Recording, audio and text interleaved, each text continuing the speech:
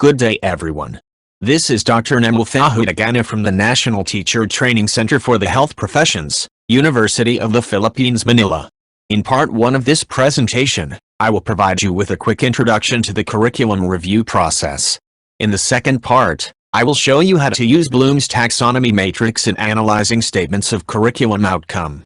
Let me start by introducing two key concepts related to both curriculum and instructional review: process and product.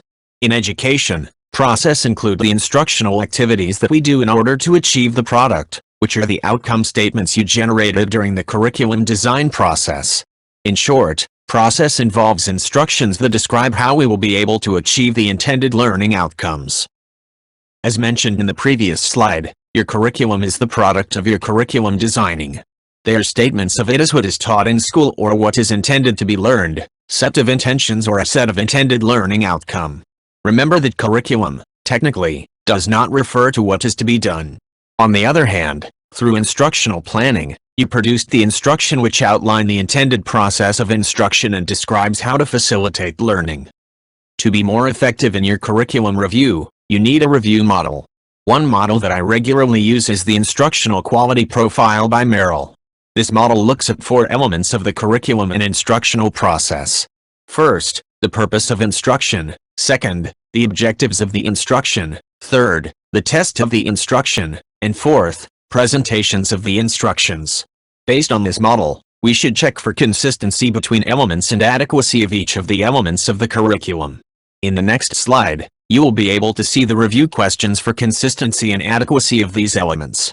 This page is interactive.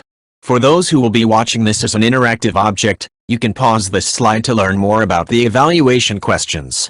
Click a question button to see the relevant evaluation question for consistency and adequacy of related and individual elements.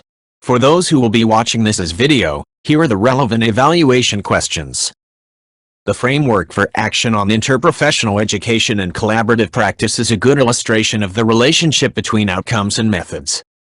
Simply put, if you want your graduate to develop empathy in the context of collaborative practice in the future, then that future will have to be present during the learning process.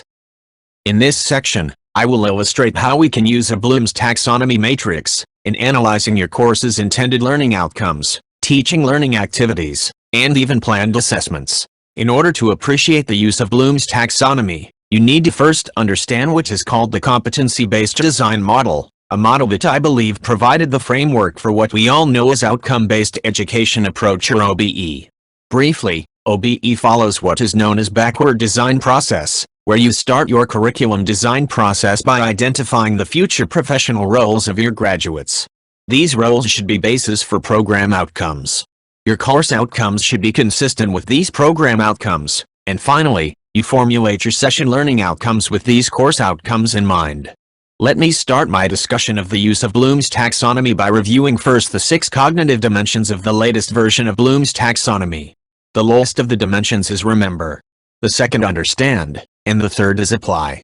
These 3 are considered the lower order thinking scale dimensions.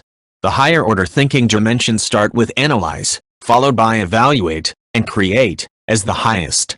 The other dimension is the knowledge dimension, which include factual knowledge, procedural knowledge, conceptual knowledge, and metacognitive knowledge. It is important to understand that learning is not just about the accumulation of knowledge, but how these knowledge are eventually applied in the performance of higher order thinking skills, from analysis, to evaluation, and eventually create. Take note that remembering, understanding, or application of factual, procedural, conceptual or metacognitive knowledge are just prerequisite for the performance of the 3 higher order cognitive skills. Let me now illustrate the process of analyzing your outcome or statements using Bloom's Taxonomy Matrix. In this matrix we have the cognitive process dimensions shown vertically and knowledge dimensions are shown horizontally. Following the planning backward principle, we start by stating the outcomes at the highest level, and here, our example is creating a follow-up and management plan. Moving backwards, we then identify the competencies needed to create the plan, and it would be making an evaluation of the status of the community. Backwards, we then analyze what competency is needed to evaluate status of a community, that would be competency in analyzing a community health profile. Backwards, to be able to analyze, You need to apply community medicine principles, which, moving backwards, would require the listed factual, conceptual, and procedural knowledge. Finally, you need all of them to be able to assess your own performance, including errors in performance, evaluation of own performance, which will eventually help guide students in their preparation of plan for self-improvement. This is all for now. Thank you for watching.